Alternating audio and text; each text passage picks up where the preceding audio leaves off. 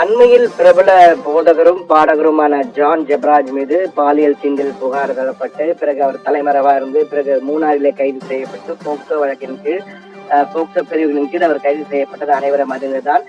மிகவும் பரபரப்பாக பேசப்பட்ட இந்த வழக்கிலே வரும் 25ஆம் தேதி நீதிமன்றத்தில் அவர் மீண்டும் ஆஜர்படுத்த வேண்டும். நீதிமன்ற காவலிலே தற்போது அவர் சிறையில் அடைக்கப்பட்டிருக்கிறார். இந்த நிலையிலே இந்த வழக்கு தொடர்பான சில தகவல்கள் கசிந்திருக்கின்றன. வழக்கறிஞர்களிடம் பேசிய போது இந்த வழக்கு தொடர்பாக இருதரப்பு வழக்கறிஞர்களும் பேசிய போது பல தகவல்கள் நமக்கு கிடைத்திருக்கின்றன. அதிலே வழக்கறிஞர் சிலர் இந்த வழக்கிலே போக்சோ வழக்கிற்கு தேவையான வலுவான ஆதாரங்கள் இல்லை என்ற ஒரு தகவலை தற்போது நமக்கு தெரிவித்திருக்கிறார்கள்.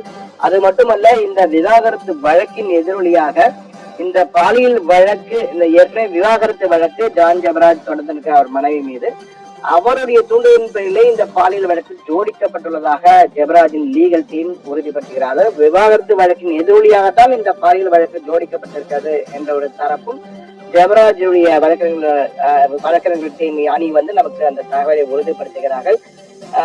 என்றால் இந்த வழக்கிலே பல கேள்விகள் நமக்கு எழுகின்றன. என்றால் இந்த புகார் கொடுத்து ஏற்கனவே கடந்த ஆண்டு மே மாதம் இந்த வழக்கு தொடர்பாக துடியலூர் காவல் நிலையத்திலே இந்த வழக்கு தொடர்பாக ஒரு காவல் நிலையத்தில் புகார் ஒன்றை அந்த 2 பெண்களும் கொடுத்திருக்கிறார்கள் 11 மாதங்களுக்கு முன்பு, கடந்த மே மாதம். ஆனால் அதற்கு பிறகு அந்த வழக்கு விசாரிக்கப்படுகிறது. பிறகு அந்த வழக்கு அப்படியே விடப்பட்டதாக கூறப்படுகிறது. அந்த வழக்கிலே மேல் நடவடிக்கை எஃப்ஐஆர் கூட அந்த வழக்கிலே பதிவு செய்யப்படவில்லை. அதன் பிறகு தற்போது கடந்த மார்ச் 25ஆம் தேதி திடீரென இந்த 2 பெண்கள் கோவை மாவட்ட குழந்தைகள் நல பாதுகாப்பு மையத்திற்கு புகார் அனுப்புகிறார்கள். அதன் இணையத்தின் மூலமாக ஆன்லைனிலே புகார் தெரிவிக்கிறார்கள்.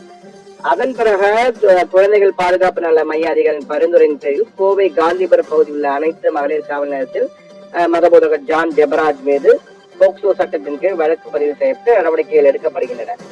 ஓராண்டு முதலிலே கொடுத்த புகாரின் மீது நடவடிக்கை எடுக்காமல் அந்த கிட்டத்தட்ட கைவிடப்பட்டதாக கூறப்பட்ட வழக்கிலே ஓராண்டு கழித்து மீண்டும் தற்போது நடவடிக்கை எடுக்கப்பட்டது ஏன்? அப்போது என்ன நடந்தது?